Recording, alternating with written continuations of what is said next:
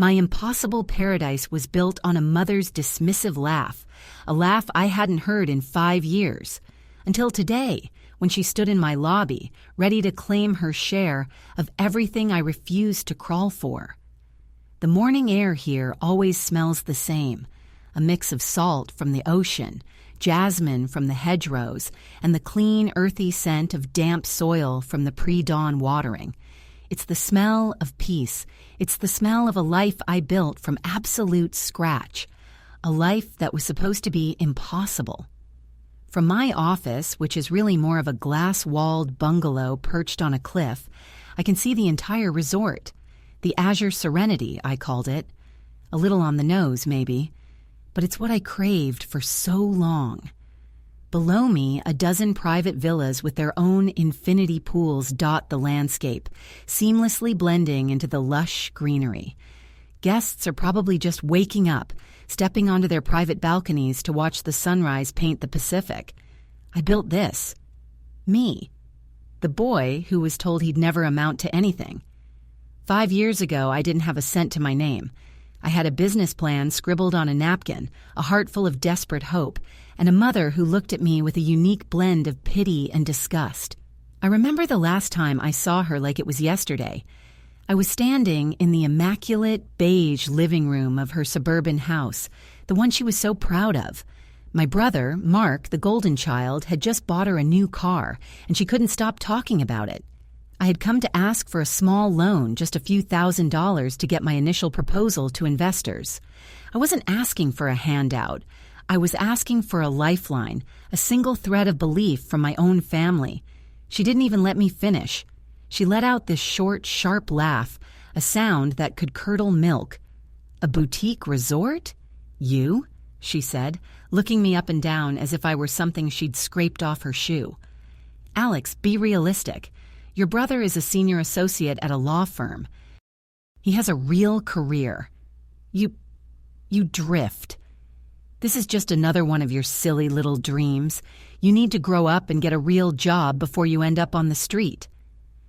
I tried to explain, to show her my research, the market analysis, the passion that was burning a hole in my chest. She just waved a dismissive hand. "I'm not throwing good money after bad," she declared, her voice cold as ice. "Mark is the one we invested in, and look how that paid off. You should learn from him. Don't come to me with your fantasies again. And for God's sake, don't come crawling back here when this inevitably blows up in your face." That was it. That was the last straw in a lifetime of being told I was second best, that I was a disappointment. The words "crawling back" echoed in my head for months. I walked out of that beige house, got into my beat-up car, and drove until the state line disappeared in my rearview mirror. I sold my car for a plane ticket, slept on couches, worked 3 jobs, saved every penny, and clawed my way up. I found one investor who saw the fire in my eyes, and his belief was all the fuel I needed. I poured every ounce of my blood, sweat, and rage into building Azure Serenity, and I never looked back.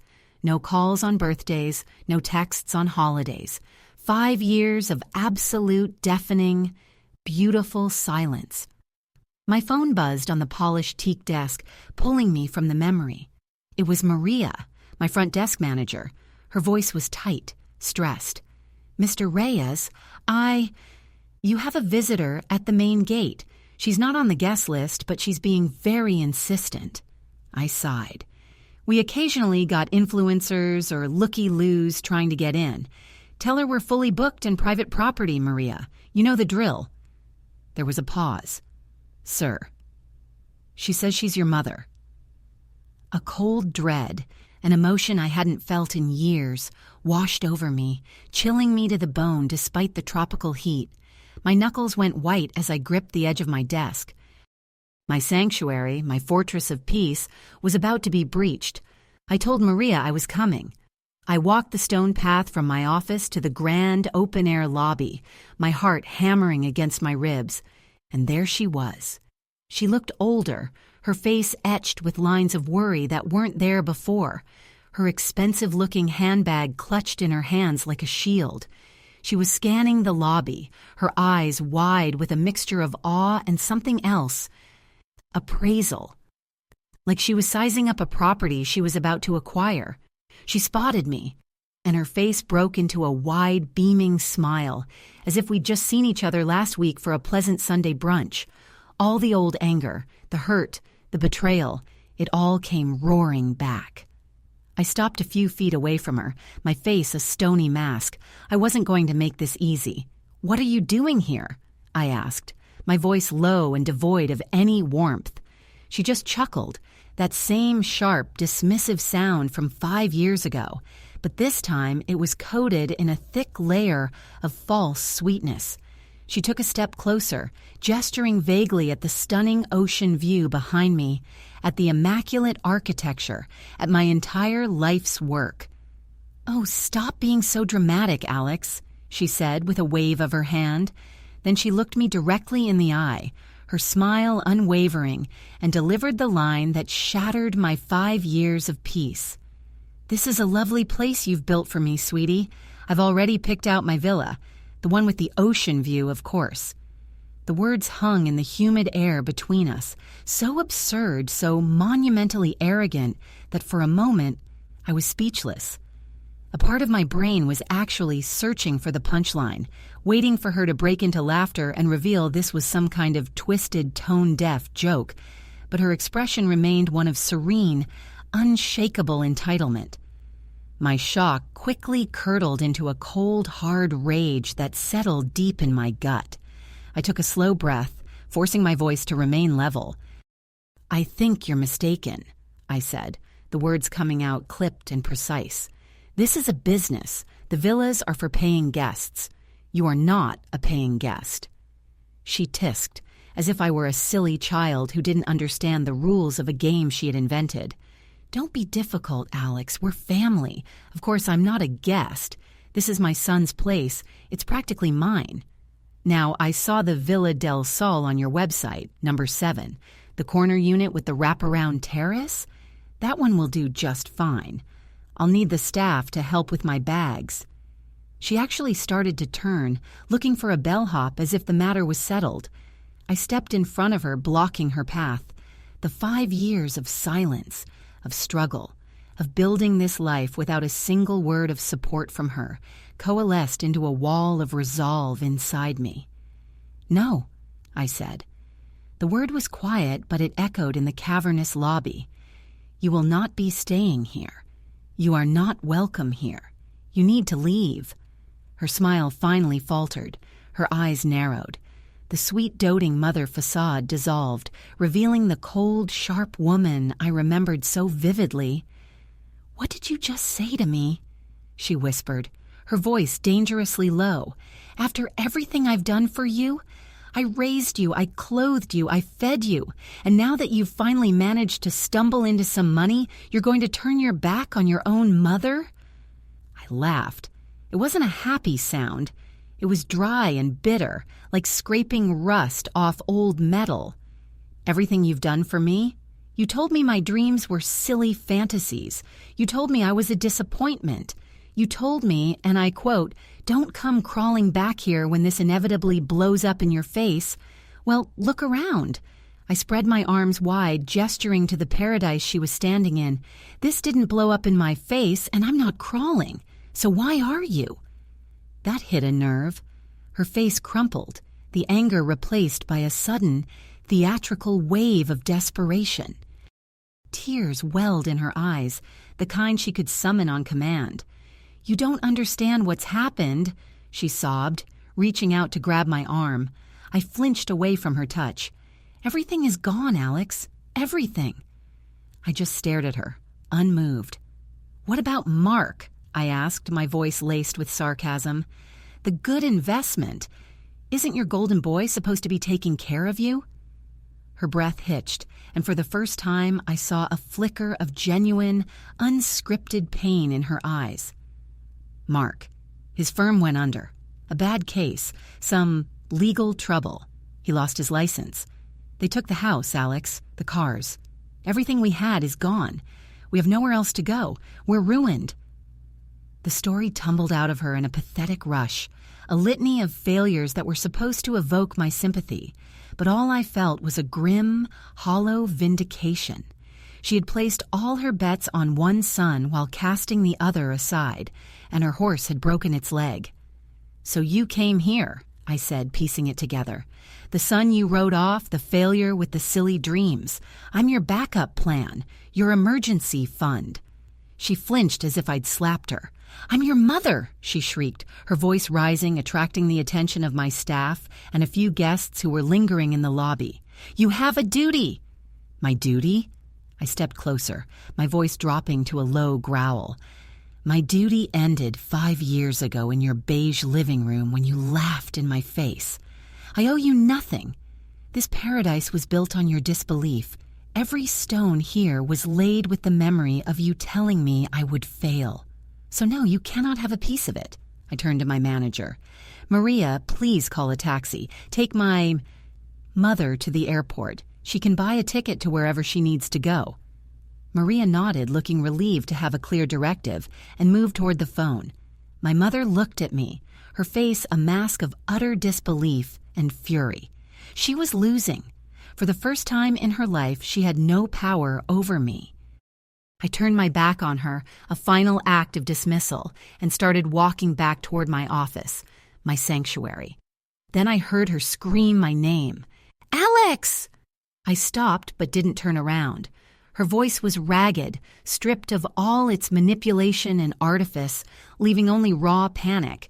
"You can't do this. I'm not leaving. I sold the last of my jewelry to get the plane tickets for us. We have nothing left. He's waiting for me, Alex. He's waiting in the taxi right now." A cold spike of adrenaline shot through me. "He?" I turned around slowly. Her face was pale, her hand pointing a trembling finger toward the resort's main gate. "Your brother is out there. He's in the taxi with all our bags. We have nowhere else to go. Do you hear me? Nowhere." I followed her gaze, past the fountains and the flaming torches that lined the entryway. There, just beyond the ornate iron gates, sat a single taxi van. Its rear door was open, revealing a mountain of mismatched suitcases and cardboard boxes piled precariously inside. And through the front passenger window, I could just make out a slumped, hollowed-out silhouette. The ghost of the golden child, waiting at the gates of the brother he'd always been told he was better than. The world seemed to shrink until it was just the three of us, suspended in a tableau of past sins and present desperation. My staff stood frozen, Maria hovering by the phone with a look of profound discomfort. Guests who had been admiring the lobby's waterfall now pretended to be engrossed in their phones, but I could feel their eyes on us. The pristine tranquility of my resort had been shattered. I looked from my mother's frantic, pleading face to the gate, to the silhouette of the man who had effortlessly coasted through life on the privilege I was always denied. A bitter irony washed over me. The two people who had pushed me out, who had told me to sink or swim on my own, were now drowning at the edge of my island. Without a word, I began to walk. My footsteps were loud and deliberate on the polished stone floor, each one an echo of the day I walked out of her house 5 years ago. My mother scrambled to keep up, her heels clicking frantically behind me. "He's so ashamed, Alex," she whispered, her voice a conspiratorial hiss. "He didn't even want to come. I had to drag him. But what else could we do? The shame of it all. His wife left him, you know. Took the children. Said she couldn't be married to a failure." Every word was a carefully chosen barb designed to prick my conscience, to leverage some forgotten familial bond, but my conscience was calloused over. I felt nothing but a cold, clinical curiosity. I needed to see him. I needed to look into the eyes of the man my entire life had been measured against and see what failure looked like on him. As I approached the gate, one of my security guards, a large but gentle man named Cale, moved to intercept me. "Sir, is there a problem?" he asked, his gaze flicking nervously toward the taxi. I just shook my head. "It's fine, Cale. Open the gate."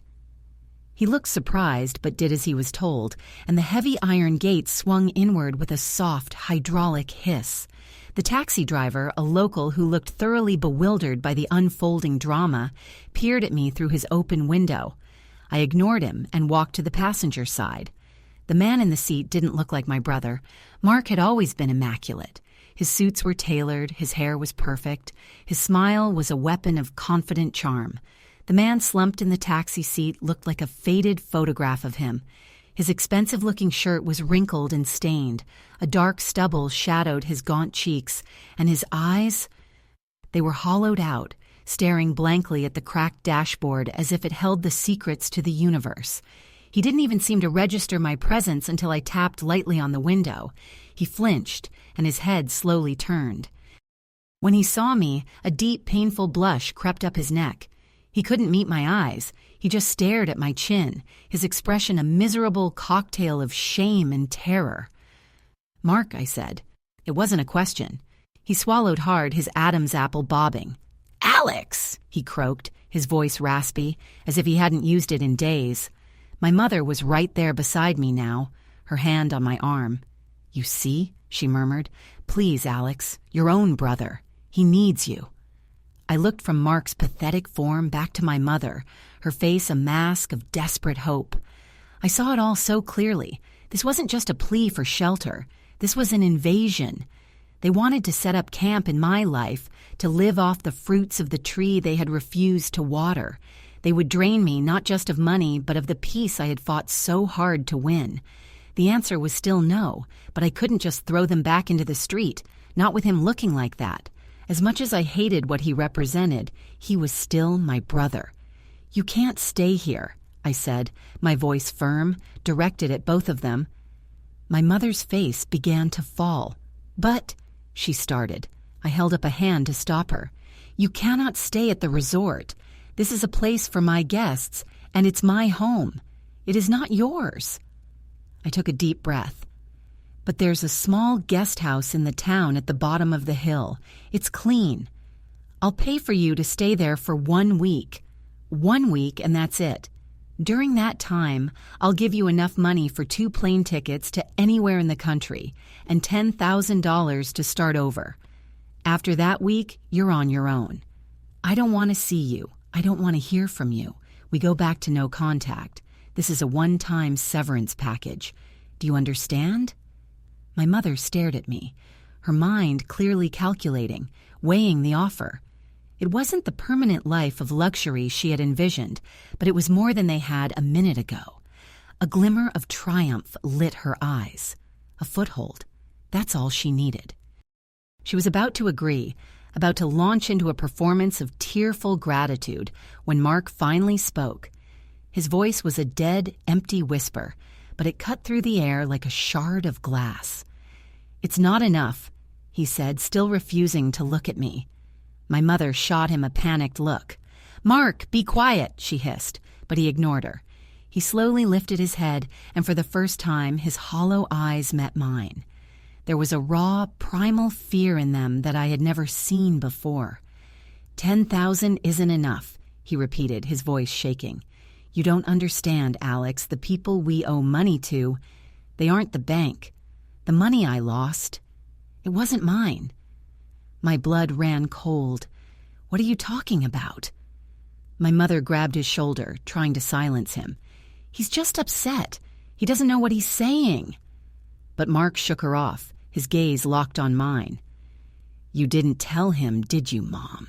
he said, a note of hysteria creeping into his voice. "You didn't tell him about Petrov."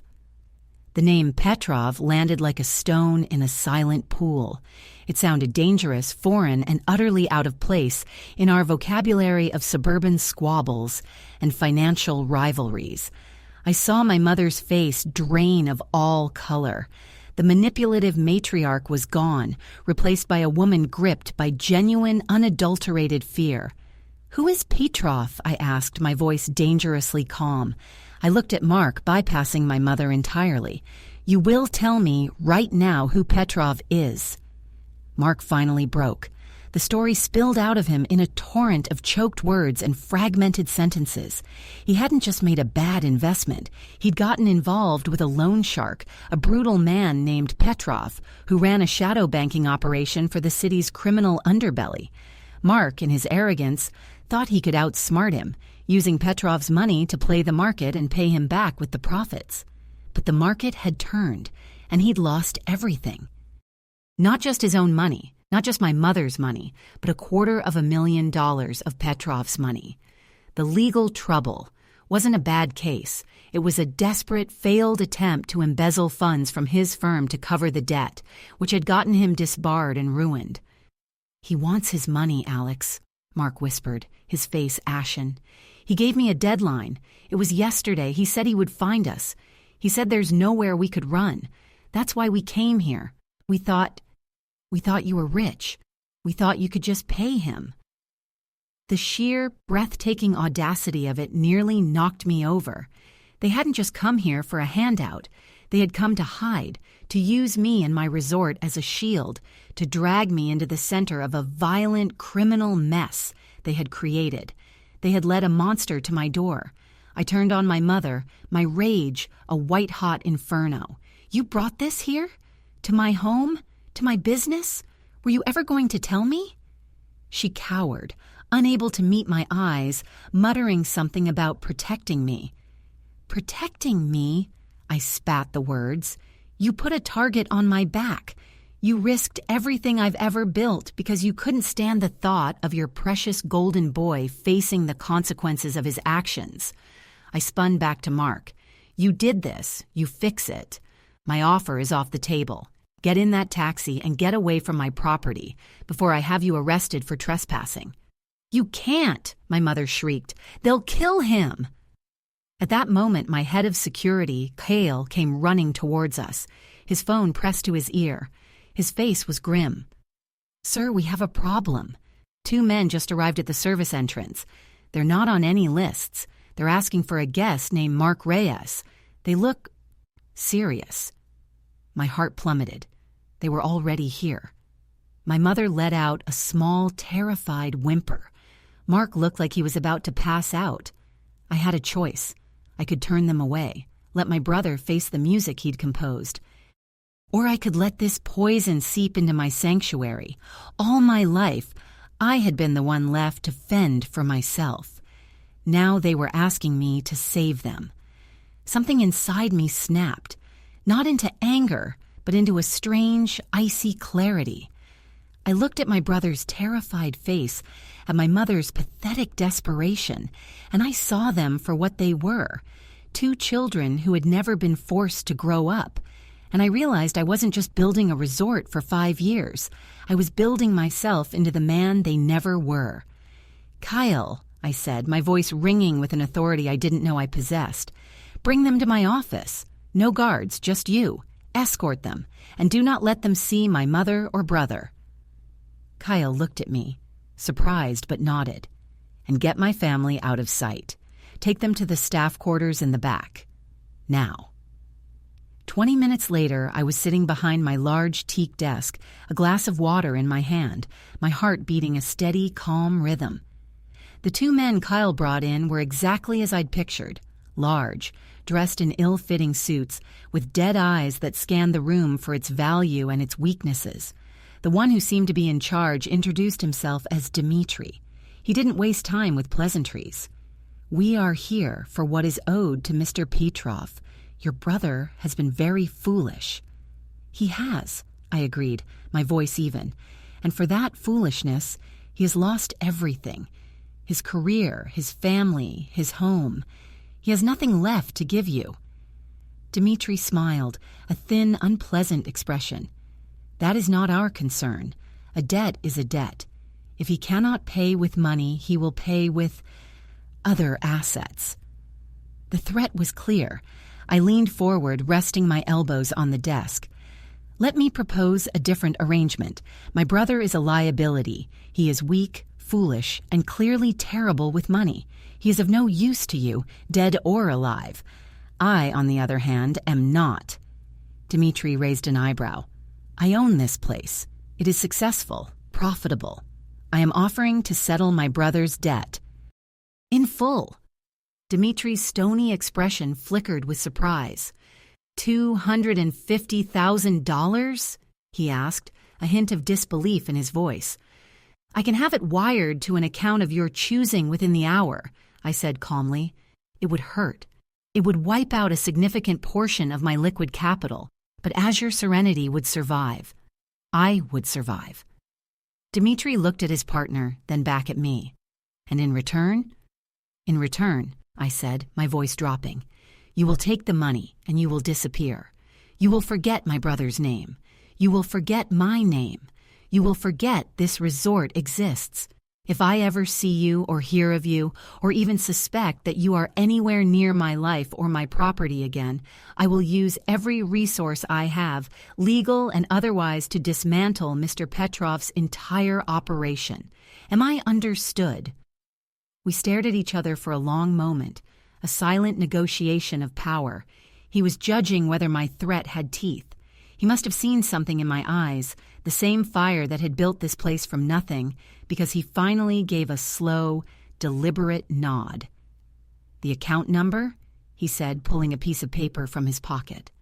An hour later, the money was gone from my account, and so were Petrov's men. I walked to the staff quarters where my mother and brother were hiding. They looked up as I entered, their faces etched with fear and hope. It's done, I said flatly. The debt is paid. My mother burst into tears, rushing forward to hug me. Oh, thank you, Alex. I knew you would save us. I knew it. I put my hands up, stopping her cold. Don't, I said. This wasn't for you. I did this to protect my home, to get you out of my life permanently. I looked at Mark. The offer I made at the gate is back on the table. 1 week in the guest house in town, which I've already booked, $10,000 which I will give you in cash, 2 plane tickets to anywhere, and then we are finished, for good.